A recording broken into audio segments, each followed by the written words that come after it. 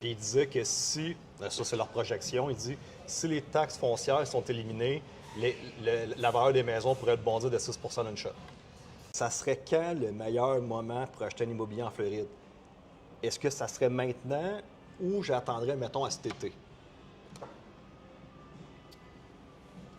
Parce que j'ai l'impression qu'on va vraiment pousser l'histoire d'enlever les taxes foncières. Je pense que l'objectif du président, c'est vraiment de faire le plus possible pour descendre les taux d'intérêt. Oui. Je dirais maintenant. Maintenant? Parce que j'ai l'impression que les propriétés vont prendre la valeur si tout se passe comment que j'y pense. Oui. Fait que je dirais maintenant. Puis aussi en même temps, c'est le moment de faire des offres agressives, Oui. refinancer plus tard.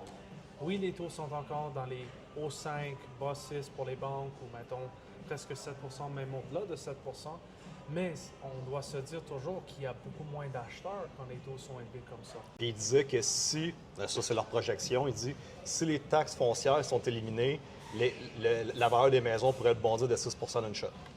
C'est ça, c'est fort probable, parce qu'il y a des familles de partout au monde qui déménagent ici. Puis juste l'État de New York, que là, c'est un maire musulman qui est rentré là. Il est rentré en fonction le 1er janvier 2026, fait que ça fait vraiment pas longtemps.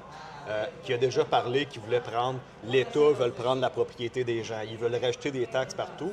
Il y a 1 million de New-Yorkais qui ont fait savoir qu'ils voulaient quitter New York.